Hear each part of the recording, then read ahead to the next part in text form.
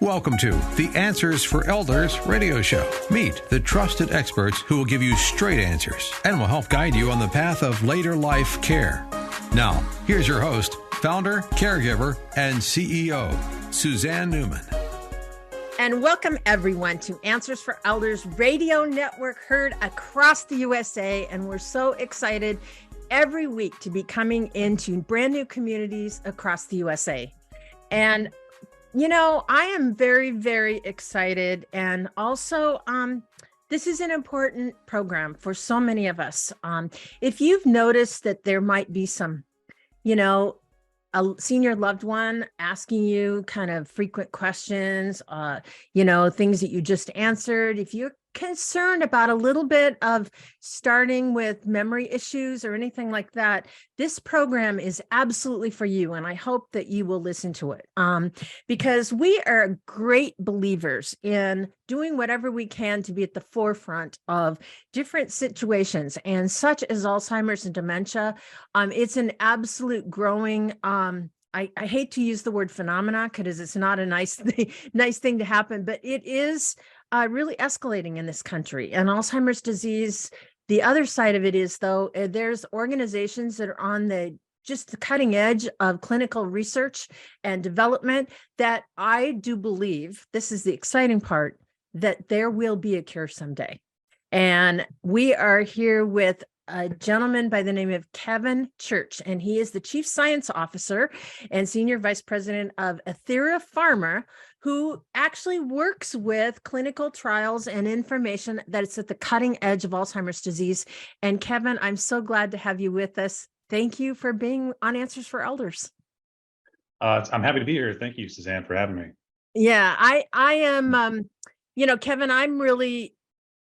we've been very involved in this whole, everybody's hanging on every kind of information. But even before we get into the great stuff, I set the show up this week talking about, Alzheimer's is still growing. It's getting more and more prevalent.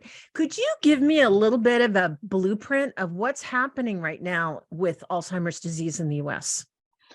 Yeah, you're absolutely right. It is growing. It's a major or critical unmet need. That's how we usually phrase it. And it is growing, with an aging population. We're seeing the prevalence increase. There's about 6.5 million adults currently in the U.S. Diagnosed with Alzheimer's. We think it's actually underdiagnosed, so that number is probably higher. And the projections are quite frightening, actually. By 2050, there could be 50 million patients worldwide. Oh my goodness! With Alzheimer's, as many developing countries continue to age, we're seeing more and more, and life expectancy increases. We're seeing more and more cases of this. So it is a critical unmet need, and it's an area of great interest for us here at Athira and across the pharmaceutical industry. Yeah. And Kevin, you mentioned that because I think one of the things that we as family members, we may tend not to, if we see like mom or dad asking the same question over and over again, we just pass it off as, they forgot, or it's just, they're having a bad day or whatever. So we don't realize that there could be something going on in the early stages. How are you finding a typical time is when people get diagnosed in the progression? Typically the average age of onset or diagnosis is after 70. Yeah. The number, there's a range there, probably around 75. Typically it's diagnosed after 60 years old. Any diagnosis before that's quite rare, but it does happen. Yep. About 10% of cases actually are what we call early onset, which would be under the age of 60. And so typically after 60 that your risk increases, and that continues to increase with age up until about 85, and then it levels out at that point. But it's continuing to, we're seeing an increased incidence as we have, this growing senior population. Yeah. And, it's because of organizations like you. There are many individuals that we at Answers for Elders, and you could certainly check out the podcasts under Athira Pharmaceuticals under our website. But we've had the privilege of interviewing so many amazing doctors that are at the forefront of this type of research. And it all starts basically in the scientific labs where you reside. And obviously you're gaining data constantly from different aspects of, how the disease progresses, what happens, et cetera. I'm just curious, we've just had a pandemic. What are you finding is kind of how that's changed the footprint of Alzheimer's? Yeah, that's a great question. And I think it's, a big interest to a lot of people and to a lot of to the healthcare industry in general. And there's still a lot of unanswered questions. I mean, we don't understand the long-term impact of COVID, either COVID infection. We're starting to understand that, but it's still a lot of unknowns. And we don't really understand yet the long-term impact of the lockdowns and the changes in behavior that we had to endure during the pandemic.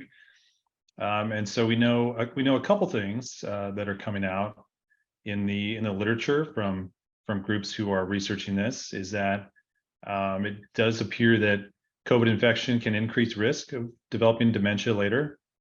And it can also exacerbate or kind of increase the progression of ongoing dementia. So that is something we learned, which was very unfortunate. And we also learned that there's particularly psychiatric, but it can also risk to the social isolation that a lot of people during the lockdowns, were cut off from friends and family. And also the reduced physical activity. If you're stuck in your house, you're not exercising as much. Typically, you're not getting out. And so, those can have negative impacts on long-term health, including cognitive health. And so, there's still a lot of unknowns, but some studies are coming out. And so I think, that situation with the pandemic is also going to increase the number of diagnoses that we see in Alzheimer's and dementia, unfortunately. Well, but and I think too, there's probably a lot of people that didn't get diagnosed during the pandemic, and so it's the diagnoses are probably coming later in the progression. Has that been a factor? I would say absolutely.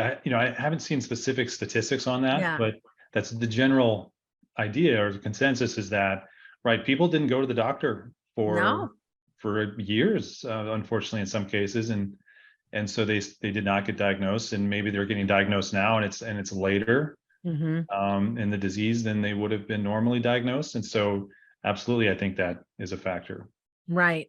And just a little bit about what Athira does is you guys just tell us a little bit of what your company does. Sure. So we are a pharmaceutical company. So we are looking to develop therapeutics or treatments for neurodegenerative diseases such as Alzheimer's and Parkinson's, also ALS. Our main program is in Alzheimer's. We have a phase 2-3, so it's a late stage development, clinical development of our lead program called fosgonimeton. And it has, if I can take just a few seconds to describe what it does, I think it's because it's an interesting and quite a unique approach in terms of how this drug could work, is that this potential therapy could work, is that it targets a neurotrophic factor. And if I can break that word down, so neuro is nerve, right? And trophic means to nourish. Okay. And so it's a factor that helps nourish or help nerve cells survive and grow. Wow. We're trying to enhance that. We're trying to augment that activity. And we've seen some really encouraging results in our, laboratory experiments and preclinical studies. So we're continuing its development. This information is really interesting. And I want to go a little bit more into our next segment about what happens with the brain, how, we determine how Alzheimer's is diagnosed a little bit with you. And in the meantime, if somebody's interested in getting involved in a clinical trial and being at the forefront of Alzheimer's disease, if they have early or moderate stages of Alzheimer's, please pick up your phone or whatever and go to a website. And Kevin, what is that website that we go to? Well, it's called lift-adtrial.com for our particular trial, but also clinicaltrials.gov for any Alzheimer's trial. Right. And, that's really important. And so Kevin and we're going to talk about a little bit more about how these clinical trials work and what goes on right after this.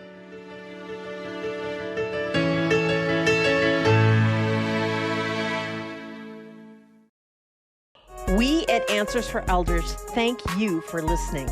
Did you know that you can discover hundreds of podcasts in our library on senior care?